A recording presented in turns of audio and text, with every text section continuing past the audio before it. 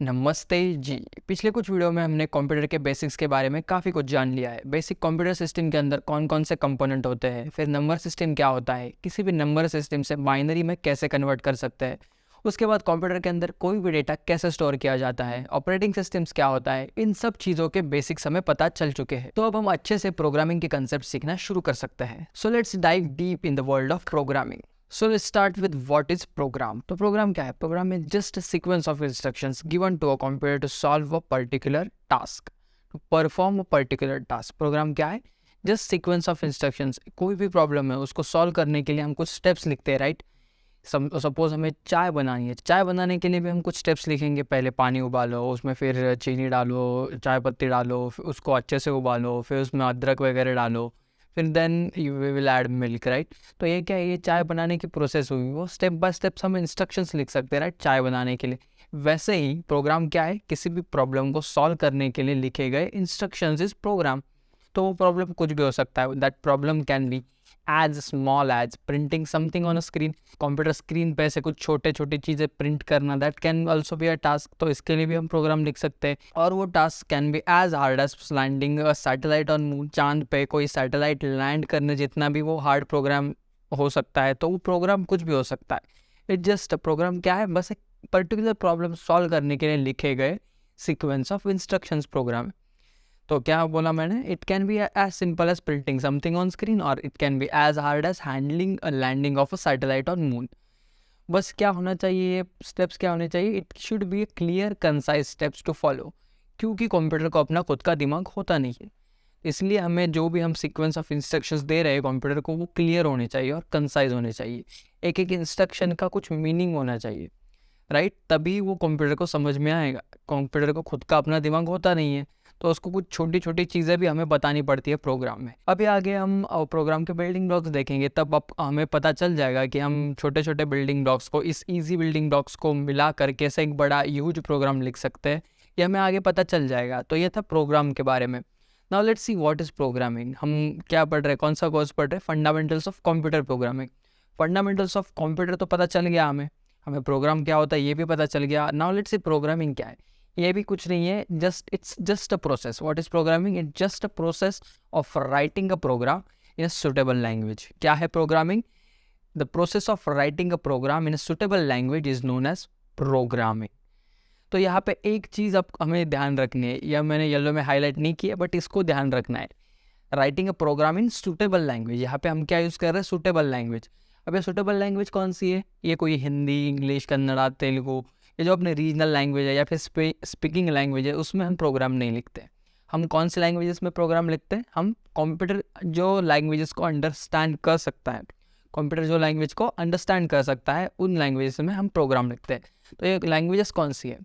There are various programming languages like C, C++, Java, Python, JavaScript. इन languages का आपने नाम सुना होगा, मे बी आपने इनके कोर्सेज भी ट्राई किए होंगे, बट इस कोर्स में हम इन लैंग्वेजेस को यूज़ करने नहीं वाले कि कोई भी प्रोग्राम लिखने के लिए, क्योंकि ये अपना फंडामेंटल्स ऑफ कंप्यूटर प्रोग्रामिंग का कोर्स है। और मैंने पहले ही बोला था कि हम किसी भी लैंग्वेज को यूज़ किए बिना इसके बेसिक कंसेप्ट सीखेंगे। हम क्या करने वाले इस कोर्स में? जो भी छोटा बड़ा प्रोग्राम हम लिखेंगे उसमें कुछ बिल्डिंग ब्लॉक्स होते हैं, कुछ कंसेप्ट्स होते हैं। उन बिल्डिंग ब्लॉक्स को मिलाकर ही हम बड़ा प्रोग्राम बना सकते हैं, कोई भी प्रॉब्लम सॉल्व कर सकता है उन बिल्डिंग ब्लॉक्स के इफ़िशिएंट यूसेज से। तो हमें इस कोर्स में क्या देखना है? उस बिल्डिंग ब्लॉक्स के बारे में जानना है, उस बिल्डिंग ब्लॉक्स के बारे में जानना है, उसको कहाँ यूज़ कर सकते हैं, उसको कैसे यूज़ कर सकते हैं, और उसको यूज़ करके हम कोई भी बड़ा प्रोग्राम कैसे इफ़िशिएंटली लिख सकते हैं, ये हम इस कोर्स में पढ़ने वाले हैं। So that's why we are not using any programming language in this course. तो हम क्या करेंगे? हम प्रोग्राम लिखने तो वाला है इस कोर्स में, राइट? तो हम प्रोग्राम लिखेंगे कैसे? ना हम प्रोग्रामिंग लैंग्वेज का यूज़ करने वाले, तो प्रोग्राम लिखेंगे कैसे हम? तो हम प्रोग्राम लिखेंगे सूडो कोड के फॉर्मेट में। हम प्रोग्राम लिखेंगे सूडो कोड के फॉर्मेट में। सूडो कोड क्या है? Pseudo code is just a plain language description of the steps in algorithm और प्रोग्राम। यहाँ पे एक और टर्मिनोलॉजी ऐड हो गई है एल्गोरिदम की। अब एल्गोरिदम भी सेम ही होता है। एल्गोरिदम भी क्या होता है? किसी भी प्रॉब्लम को सॉल्व करने के लिए हम जो स्टेप्स लिखते हैं उसको ही एल्गोरिदम कहते हैं। प्रोग्राम क्या होता है? Sequence of instructions. एल्गोरिदम क्या होता है? स्टेप्स होता है। ऑलमोस्ट सेम ही है, इसमें कुछ इतना ज़्यादा डिफरेंस नहीं होता है। एल्गोरिदम बोल दो या प्रोग्राम बोल दो, तो कंसेप्ट सेम ही है दोनों। सो सूडो कोड क्या है? बस it's a plain language description of steps in an algorithm. In short, solution of a problem written in simple English. हम सिंपल इंग्लिश में लिखेंगे, कैसे लिखेंगे ये भी आपको समझ में आ जाएगा अभी। सपोज हम एक एग्जांपल लेते हैं, और उसको सूडो कोड लिखते हैं, तो आपको समझ में आ जाएगा कि हम इस पूरी सीरीज़ में आगे जो भी वीडियोज़ आएंगे, बिल्डिंग ब्लॉक्स सीखेंगे हम किसी भी प्रोग्राम के, तब हम कोई भी छोटा बड़ा प्रोग्राम कैसे लिखेंगे, हम लिखेंगे सूडो कोड के फॉर्मेट में। वो कैसे लिखेंगे वो भी जानते हैं। Let's take one example. तो चलो एक छोटा सा प्रोग्राम लिखते हैं। हमें किसका प्रोग्राम लिखना है? हमें सीलिंग फैन को ऑटोमेट करने का प्रोग्राम लिखना है। Suppose you want to automate the ceiling fan of your room. हमें क्या करना है? अपने रूम के छत के पंखे को ऑटोमेट करना है।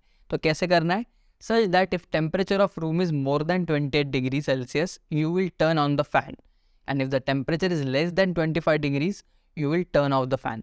तो क्या करना है हमें? अगर अपने रूम का टेम्परेचर 28 डिग्री से ज़्यादा है, 28 डिग्री से ज़्यादा है, मतलब हमें गर्मी लग रही है थोड़ी, हमने जस्ट नॉर्मली 28 डिग्रीज लिया है यहाँ पे। तो अगर 28 डिग्री से ज़्यादा हमारा रूम का टेम्परेचर हो रहा है, तो हमें क्या करना है? हमें रूम के पंखे को ऑन करना है। और क्या है? अगर रूम का टेम्परेचर 25 डिग्री 25 डिग्री से लेस कम हो रहा है, तो हमें क्या करना है? पंखा बंद कर देना है। बस सिंपल प्रॉब्लम है ये, इसको सॉल्व करना है। तो इसके लिए हम क्या लिखेंगे? इसके लिए हम लिखते हैं अभी सूडो कोड। तो सूडो कोड कैसे लिखेंगे? Let's see. सूडो कोड क्या होता है? Just a plain language description of steps to solve a particular problem. तो ये प्रॉब्लम अपने दिमाग में सोचो, हम कैसे सॉल्व करेंगे इसको। सब सारा खेल किस पे चल रहा है? टेम्परेचर पे चल रहा है, राइट? तो टेम्परेचर पहले हम क्या करेंगे? रीड करेंगे। कोई सेंसर होगा अपने पास, उससे हम टेम्परेचर रीड करेंगे। तो पहला स्टेप क्या है अपना? Read temperature of the room. तो read temperature of the room, this is the first step. अब टेम्परेचर तो आ गया अपने पास, दूसरा स्टेप क्या लेंगे हम देखेंगे, हम चेक करेंगे कि वो टेम्परेचर 28 डिग्री से ज़्यादा है क्या। हम क्या करेंगे? चेक करेंगे वो टेम्परेचर 28 डिग्री से ज़्यादा है क्या और पंखा ऑफ है क्या।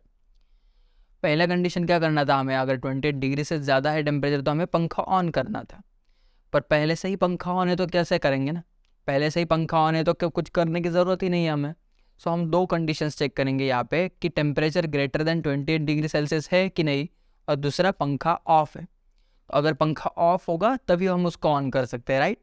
सो ये दो कंडीशंस हम चेक करेंगे। सो दूसरा स्टेप क्या होगा हमारे यहाँ पे?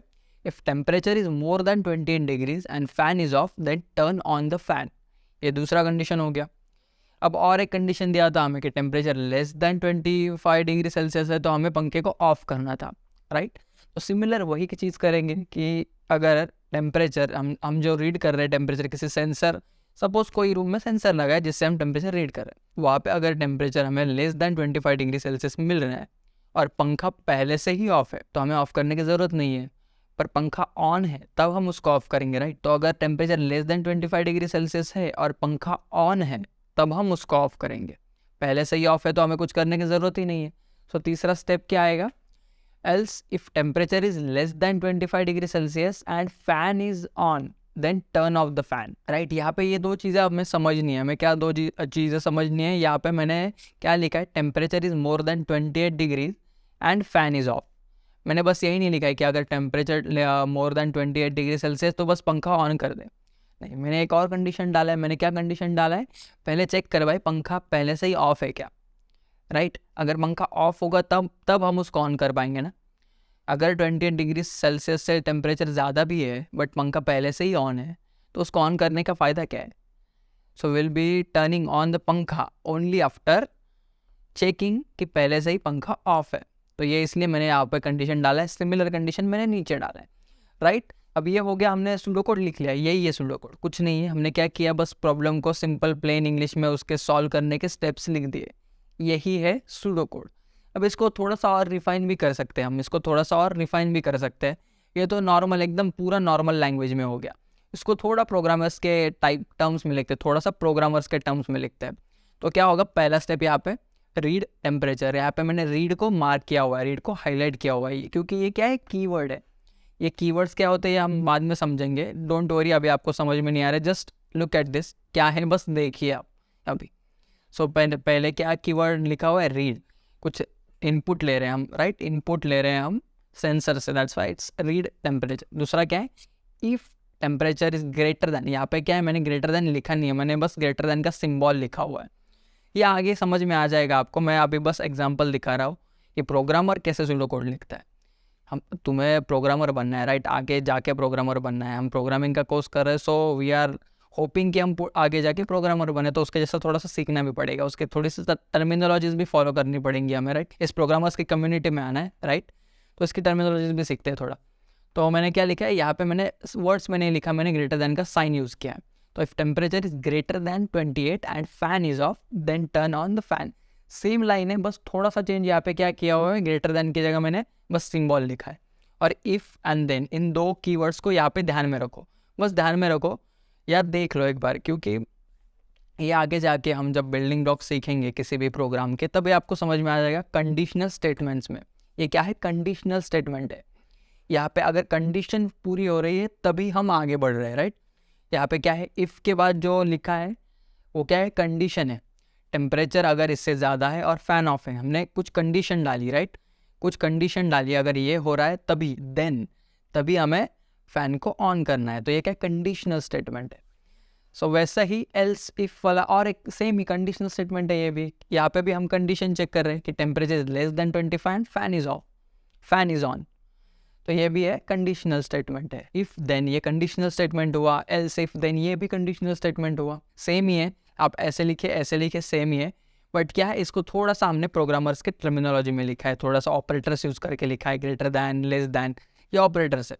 इसको भी हम अच्छे से समझेंगे, डोंट वरी। आपको अभी कुछ भी समझ में नहीं आ रहा है, कोई प्रॉब्लम नहीं है, जस्ट सुनो, बस सुनो और ऑब्जर्व करो थोड़ा सा। तो ये हो गया सूडो कोड के बारे में। सूडो कोड मैंने क्यों बताया, क्योंकि अब आगे हम प्रोग्राम्स लिखने वाले, काफ़ी सारे प्रोग्राम लिखेंगे। जब एक एक कंसेप्ट हम पढ़ेंगे, एक एक चीज़ पढ़ेंगे प्रोग्रामिंग के बिल्डिंग ब्लॉक्स के बारे में, तब हम सूडो कोड लिखेंगे। हर एक चीज़ को एक्सप्लेन करने के लिए हम सूडो कोड लिखेंगे।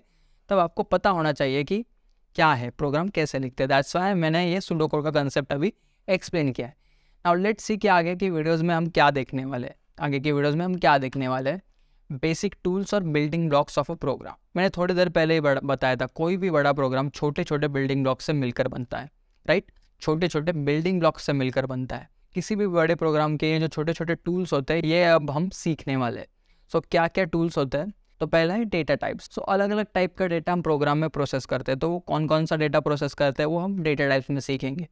फिर आता है वेरिएबल्स का कंसेप्ट। तो वेरिएबल्स वही मैथमेटिक्स वाला वेरिएबल का कंसेप्ट ही है, X is equal to what, Y is equal to what, जो हम मैथमेटिक्स में सीखते हैं ना, वही है वेरिएबल्स। बट यहाँ पे थोड़ा सा चेंज हो जाएगा वो कंसेप्ट, तो वो देखेंगे हम वेरिएबल्स में। फिर आते हैं ऑपरेटर्स। तो ऑपरेटर्स क्या होते हैं, ये भी थोड़ी देर पहले टेम्परेचर इज ग्रेटर दैन लिखा था ना, वो ग्रेटर दैन वही ऑपरेटर है। तो ग्रेटर दैन, लेस दैन, ये क्या हो गए, ये ऑपरेटर्स हो गए। तो इसके बारे में भी इन डिटेल जानेंगे हम जब हम ऑपरेटर्स पढ़ेंगे।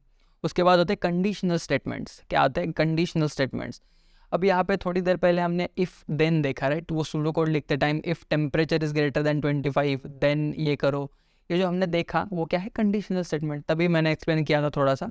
तो ये कंडीशनल स्टेटमेंट्स हम और भी होते हैं, और भी काफ़ी सारे कंडीशनल स्टेटमेंट्स होते हैं, तो वो हम अच्छे से पढ़ेंगे अगले वीडियोज़ में। फिर लूप्स। तो किसी भी टास्क को अगर हमें रिपीटेटिवली करना है, बार बार करना है, तो वो टास्क हम लूप में लिखेंगे, तो हम लिखेंगे वो लूप में। उसके बारे में हम लूप्स पढ़ते टाइम अच्छे से पढ़ेंगे, राइट।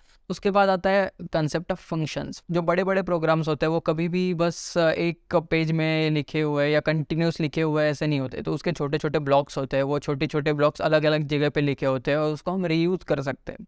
तो ये फंक्शन का कंसेप्ट वहाँ पे आता है। उसके बाद हम पढ़ेंगे कमेंट्स। तो ये कुछ है बिल्डिंग ब्लॉक्स और basic tools of a program. ये कुछ बेसिक टूल्स ऑफ प्रोग्राम है, वो अगले वीडियो से हम अच्छे से पढ़ना शुरू करते हैं। So will start with data types and variables. So I'll see you in the next video and stay tuned.